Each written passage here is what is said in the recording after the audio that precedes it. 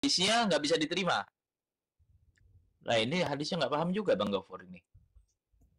Karena Imam Hafiz pernah pinjam buku nggak dikembaliin. Jadi riwayat hadisnya nggak diterima. Bayangin kalau hadisnya nggak diterima harusnya riwayat Qur'annya juga nggak diterima dong. Nanti kita pelajari dulu masalah Imam Hafiz. Waduh. Di apa namanya menurut ya berat kita mau diskusi nih, kalau misalkan ada yang nggak paham ya udah kita ganti tema berarti.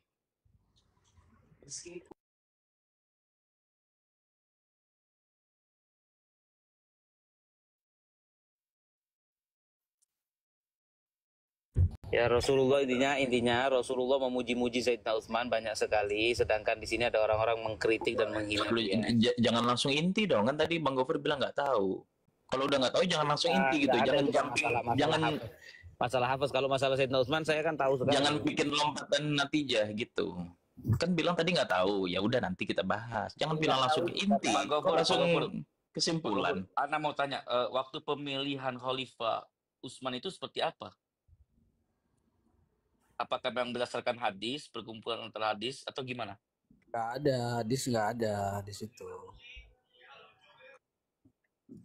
Sayyidina Utsman itu terpilih menjadi khalifah ketika Sayyidina Umar menunjuk 6 orang, termasuk Sayyidina Ali bin Abi Thalib juga, untuk bermusyawarah, dan dalam 3 hari dari 6 orang itu harus salah satunya jadi khalifah pengganti Sayyidina Umar. Sayyidina Umar menunjuk beberapa orang, termasuk yang disebut oleh Sayyidina Umar adalah Sayyidina Imam Ali bin Abi Thalib, Sayyidina Utsman bin Affan, Abdurrahman bin Auf, dan beberapa orang yang lain. Dan dari permusyawaratan 6 orang itu akhirnya ada kesimpulan hasil bahwa yang jadi khalifah adalah itu Abdurrahman ibn Muljan. Itu ikutan nggak itu ya? Aneh lupa juga. Ikutan nggak itu ya? Itu jauh. Belum ke situ. Belum ya? Tahu dong. Jadi itulah proses demokrasi terpimpin pertama. Khalifah Umar itu memberikan mandat kepada 6 orang dan semuanya ahli badar. Demokrasi dari mana, Bipmus? Kan pertama yang terdiri dari formatur 6 orang siapa aja sih? Ayo kita bongkar. Pertama ada Ali bin Abi Thalib.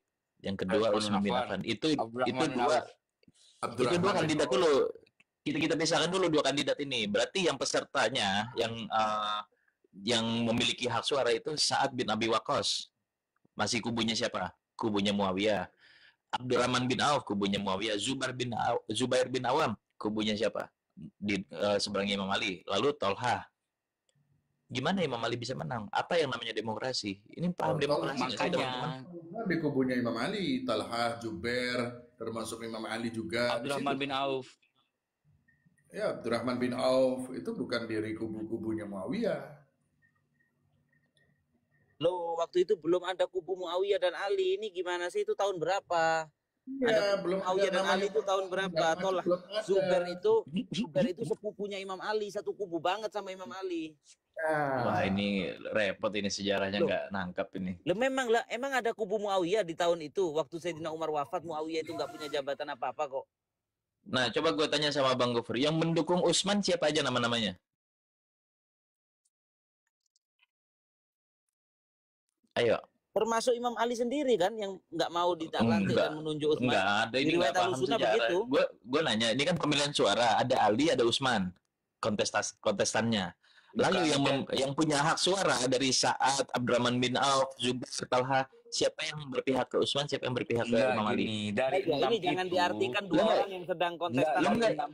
Ya, kita bahas sejarah atau bahas perasaan, repot ini. Ini bukan lagi pemilihan umum pakai kertas dimasukkan kotak, bukan. Dipikir Imam Ali sama Sayyidina Utsman itu terobsesi. Memangnya nggak ada instruksi dari Umar bin Khattab kalau nggak ditemukan keputusan maka bunuh semuanya. Ada keputusan dari Umar begitu. Memang ada. Maksudnya itu 3 hari harus ada pemimpin biar nggak ada. Makanya kalau kita mau masuk ke dalam konsepnya, siapa yang mendukung Utsman, siapa yang mendukung Imam Ali? Ayo. Enggak gini, dari Sayyidina Umar bin Khattab itu dan 6 kontestan. Jadi jangan kerucut jadi 2, 6 kontestan ini. Inilah nggak paham demokrasi ini. Dari 6 kontestan itu baru bisa ngerucut siapa-siapa yang mundur sampai akhirnya terpisah jadi 2, itu aja. Jadi demokrasinya yang dibuat sama Khalifah Umar itu bukan demokrasi seperti halnya kayak bangsa Yunani atau bangsa seberang, bukan. Jadi dengan syarat gitu, semuanya ahli badar. Bahkan Imam Ali sendiri terpilih menjadi khalifah itu dengan kesepakatan ahli badar. Bukan konsepnya seperti ini ya. Ketika waktu itu nomor 1, nomor 2-nya Imam Ali. Ketika Sayyidina Utsman sudah meninggal, maka itu pemilihan lurah itu. Maka yang nomor 2-nya yang naik, bukan ya? Enggak dong. Itu pemilihan lurah itu. Ada gininya juga. Jadi waktu 6 orang itu kan pada akhirnya memang mengerucut ke 2 nama. Yang paling pantas yaitu Imam Ali dan Sayyidina Utsman. Kemudian tapi setelah didiskusikan lagi terpilihlah Sayyidina Utsman. Nah ketika Sayyidina Utsman terbunuh, maka nggak perlu musyawarah lagi, udah jelas bahwa setelah nggak ada Sayyidina Utsman ya yang paling layak Sayyidina Ali. Makanya termasuk Zubair dan Tolha pun nggak bisa, termasuk Zubair langsung bayat ke Imam Ali. Nggak bisa. Setelah terbunuhnya Utsman itu ada namanya beberapa orang yang kepengen mengangkat Imam Ali. Kata Imam Ali tidak mau, kumpulkan semua ahli badar. Betul. Benar. Itu loh. Benar. Itu ada riwayatnya, silahkan buka. Mau itu dari Sunni, mau dari Syiah, mau dari mana, buka. Makanya pertanyaannya yang mendukung Imam Ali siapa aja? Yang mendukung Utsman Ana pernah baca bahwa kalau kita tahu kan dalam sejarah yang menentang pencalonan Utsman itu hanya Zubair, ya kan? Bahwa Tolha itu mendukung siapa? Pertama kali bicara Tolha langsung mendukung Utsman. Pantes, Lalu Sa'ad bin Abu Waqqas mendukung siapa? Ia mengajukan misannya sendiri. Siapa? Abdurrahman bin Auf. Jadi dari mana demokrasinya? Ayo dong. Ya demokrasi setiap dari 6 orang itu punya. Ini jelas formatur ugal-ugalan. Siapa yang menurut mereka paling pantas. Inilah yang namanya formatur ugal-ugalan. Anda itu maksa semuanya harus dukung Imam Ali waktu itu. Imam Ali sendiri aja nggak sewot. Enggak, ini takut salah ya, takut koreksi ya. Antara akhirnya mengerucut antara dua Sayyidina Utsman sama Sayyidina Ali, akhirnya disepakati berapa banyak hadis Rasulullah yang menyebut nama Sayyidina Utsman dan Sayyidina Ali. Benar nggak ini? Makanya akhirnya mengerucut, maka akhirnya ke Sayyidina Utsman. Benar nggak? Bicara lebih banyak kemuliaannya antara Utsman sama Imam Ali, lebih banyak Imam Ali. Pasti. Itu pasti. Kita nggak lari ke situ. Jadi gini, ada sebuah persyaratan, yang mana persyaratannya begini diantaranya itu. Jika terpimpin, siapa yang mau memimpin dengan syaratnya apa? Ikuti yang sudah, misi dan visinya ikutin yang sudah.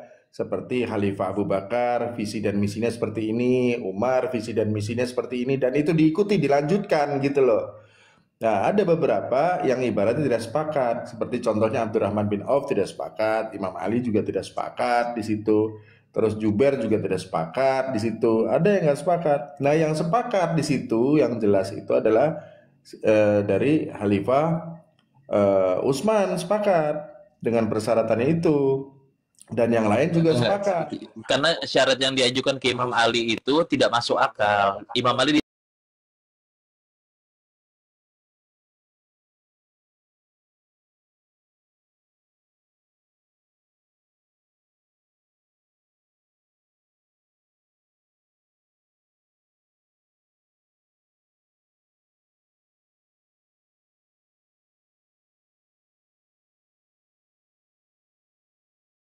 Utsman lah yang menyanggupi semua, gitu loh. Makanya ini formatur ugal-ugalan dari awal jelas. Waduh, ini kalau sudah format ugal-ugalan ya repot nih begini mah. Mana nih Ustaz Gofur nih? Aduh. Kasih paham Ustaz Gofur nih di orang ini. Aduh. Beb, besarin ya. Siapa yang mau besarin? Eko. Oh ya Eko. Oke, silakan kok. Baca kok. Ya, itu dalam mahsul karya Ar-Razi itu. Utsman bin Affan telah terlambat dalam memberikan gaji. Itu ungkapannya Aisyah yang terkenal, bunuhlah si Natsal itu ya kok. Iya betul. Wahai Utsman, kau telah menyelewengkan jabatanmu, menzalimi rakyatmu dan menugaskan orang-orang buruk di antara keluargamu. Kalau bukan karena salat 5 waktu akan datang kaum mengerti atas gezamu dan akan menyembelih layaknya unta yang disembelih. Kemudian Utsman bin Affan menjawab dan menggunakan ayat Al-Quran. Jadi dibalas sama Utsman, dia menggunakan ayat yang beritakan istri kaum Nabi Lut gitu. Jadi saling sindir di antara Wah, dua. ini riwayat Syiah ini kok. Bukan Ini Sunni nggak ini. ini Riwayat ini Syiah nggak ini. Ini ini nggak bahkan mungkin. websitenya ini dari Bincang Syariah ini saya kenal orangnya. Enggak, Sama dengan ada pun ini riwayat ini juga Ana nggak percaya nih bahwa ngomongan seperti ini, Ana. Walaupun itu Berarti riwayat ya. riwayat Syiah ini Eko bisa aja.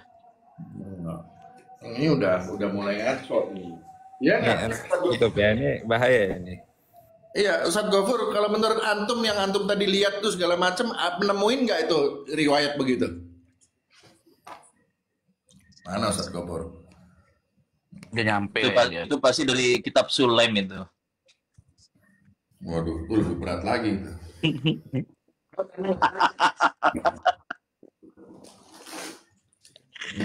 Ente orang nih senang sama subhat kayak gini ya. Ya udah lanjut deh, gas lah.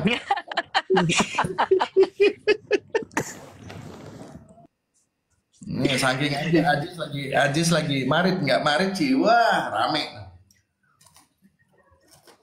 Enggak, dia lagi kayak gini, di mute aja. Lagi ngakak dia. Banyak makan santan najis kali. Jadi nggak mau naik ya, takut lagi sakit. Lebaran ini. Aneh Enggak, itu kalau sudah Eko nunjukin kayak gitu tuh, aduh, itu offset kok. Itu bisa aja, itu memperuncing lah. Kasarnya Oh, nggak itu seperti Eko ini nggak menghargai perasaan saudara-saudara Sunni loh kok. Itu sama Perasaannya. websitenya itu Bincang Syariah mau anak protes juga itu. Kenapa dia ngambilin riwayat-riwayat seperti itu? Bahaya benar. Ya, artinya mereka kepengen sebuah peruncingan, ibaratnya bahan untuk melecehkan satu sama lain, kan begitu. Kevin deh. Itu Imam Al-Razi juga ada Ummul Mukminin referensinya. masa bilang menyarankan membunuh Utsman, Ummul Mukminin loh kok. Nggak boleh gitu kok. Nggak mungkin itu riwayat itu terjadi, nggak mungkin. Ngapain juga Ummul Mukminin membela menuntut darahnya Utsman di saat Utsman terbunuh, kalau misalkan ada riwayat seperti itu. Kan udah bertolak belakang itu. Ngapain Itu ada pasti yang Karena- buat website itu ada orang Syiahnya tuh nyusup tuh, Takia. Iya, aneh kan kalau misalkan Khalifah Utsman dijelek-jelekan sama Aisyah, tapi pada saat terakhir terjadi perang Jamal, masalahnya apa? Masalahnya Ummul Mukminin ini ingin menuntut darahnya yang membunuh darahnya Lagian Utsman. kan Ummul Mukminin kan nggak harus sampai marah-marah begitu. Kan cuma masalah pesangon nggak cair itu kan. Itu jangan-jangan kitab Al-Mahsul itu bukan karya Imam Ar-Razi ya. Itu nggak mungkin lah Imam Ar-Razi nulis kayak gitu ya. Rozi udah ngaco semua, urusan nasabnya ngaco. Takia kayaknya itu Imam Razi itu. Ngaku Sunni. Kev, pria punya selera. Nih keke nih orang-orang. Loh. Anda nggak tahu kalau yang soal ini nggak tahu ada. Kan diam. Ya, ini Ana nunggu Ustadz Gofur nih lama. Bener Ustadz Gofurnya Ana kayak diserang nih kanan kiri nih. Jadi udah sepakat ya, Utsman gagal ya. Oke, tema lain. Loh, Lagi temanya. Belum bisa. Gagalnya dari mana? Belum tahu kita. gagal dari mana?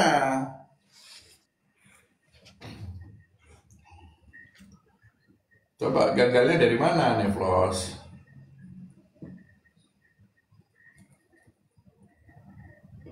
Gagal itu maksudnya hampir berhasil gitu Nevlos. Oh iya, tidak ada demokrasi di situ di zaman Utsman. Apa bentuk iya. demokrasinya Utsman? Satu aja, bentuk demokrasinya apa? Enggak ada nih KKN.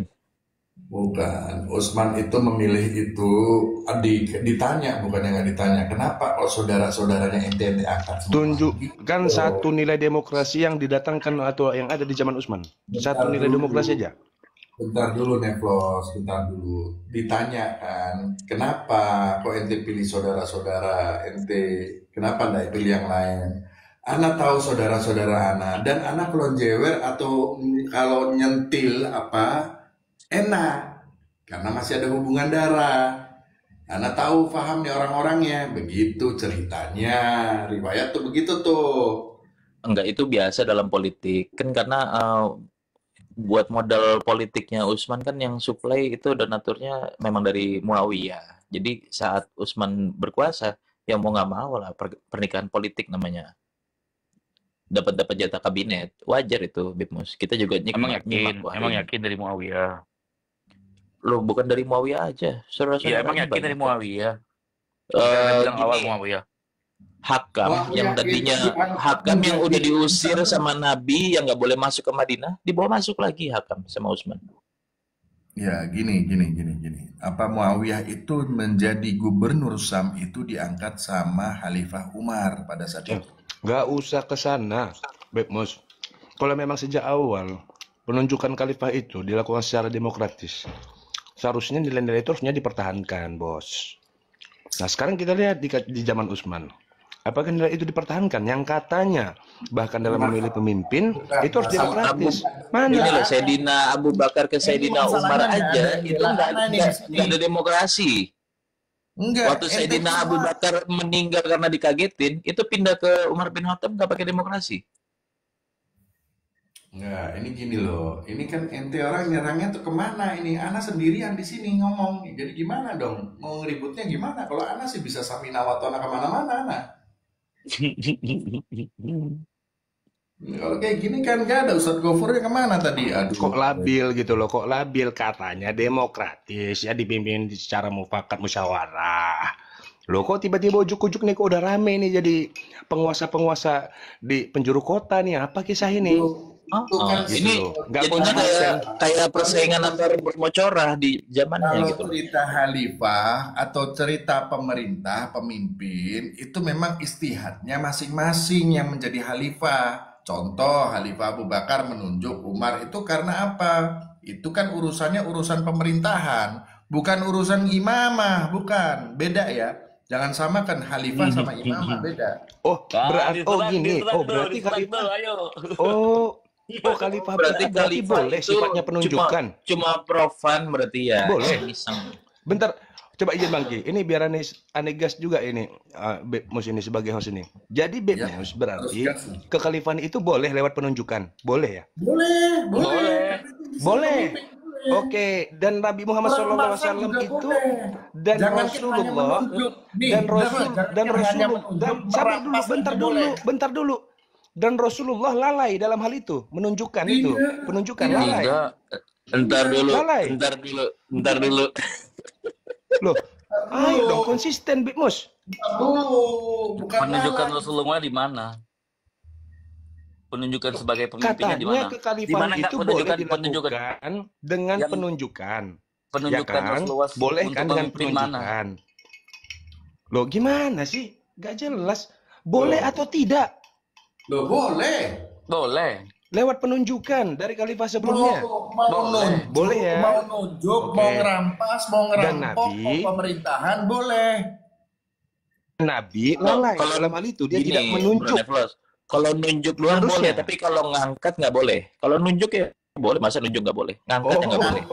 Kita mengenai mankuntum maula fa'aliun maula itu dalam artian Rasulullah menginginkan nih untuk urusan pemerintahan juga dipegang sama Ali, menginginkan.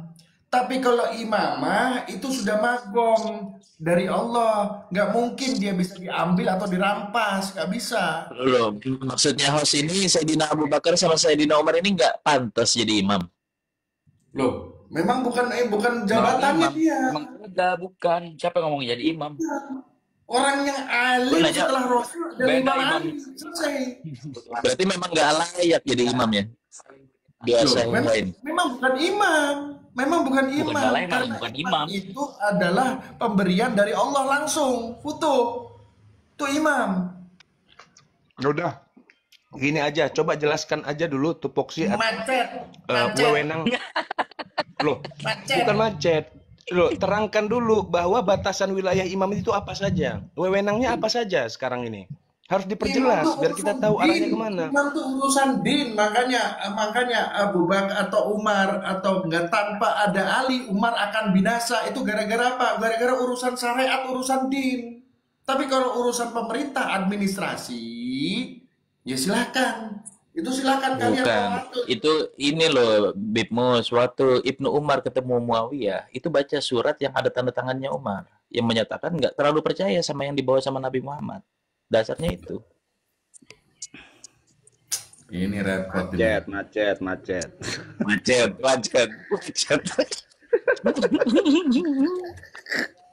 Kan aneh tuh, aneh pengen yang konsisten aja gitu loh, konsisten aja. Ini bukan persoalan imamah, khalifah, wilayah, bukan persoalan itu. Penerus tongkat estafet agama Islam ini sifatnya penunjukan atau tidak. Gitu aja, sesimpel itu. Urusan Nabi dan imam itu estafet. Tapi urusan khalifah, administrasi negara bukan estafet. Makanya tidak ada itu disebut khalifah Muawiyah tuh nggak ada. Nggak pernah disebut khalifah setelah itu Yazid tuh nggak ada namanya khalifah. Nah, di sini ya, Ane akan tunjukkan kecelakaan besarnya di mana ya. Oke, kecelakaan besarnya di mana ya. Lalu bagaimana dengan peristiwa yang barusan dibahas soal Utsman itu? Dia sedang mengurusi din soal mushaf itu atau sedang mengurusi negara?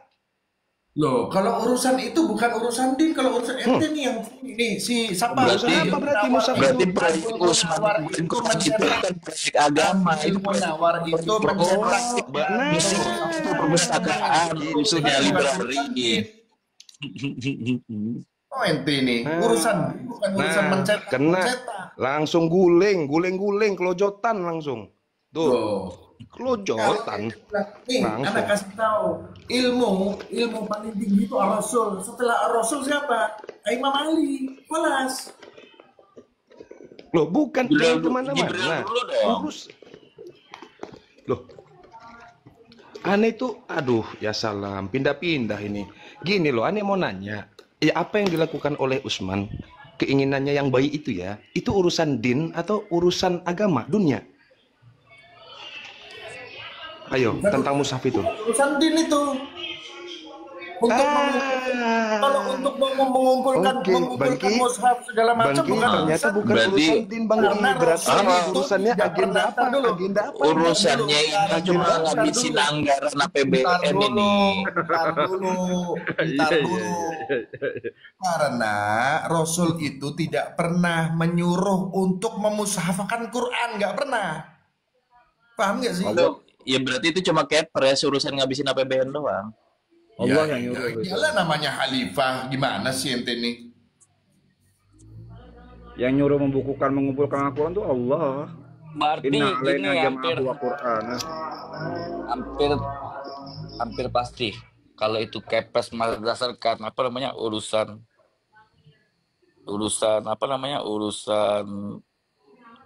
kepres ya, urusan politik ya. Susah ya. Kalau udah ideologi bahwa hak dan yang batil itu bisa berjalan beriringan, susah memang. Udah susah. Berarti apa yang kita yang baca hak dan batil ini berjalan beriringan. Waduh. Itu tuh pemahamannya. Berarti apa yang kita baca itu awalnya itu dari mushaf itu berarti batil. Batilnya kenapa? Nah, karena bilang batil. Loh, apa? Loh bukan begitu. Ini harus jelas ya statusnya ya. Pengumpulan mushaf itu urusan din atau urusan non din. Sampai gitu lagi istilahnya. Urusan negara.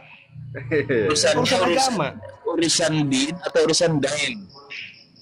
Nah, itu lagi.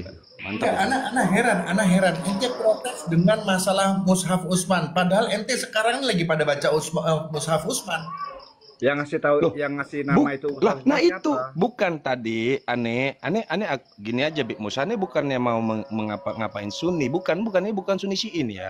Maksud aneh tadi kan Bik Mus harusnya konsisten. Aneh tanya wilayah imam itu apa saja? Bendera putih ada bendera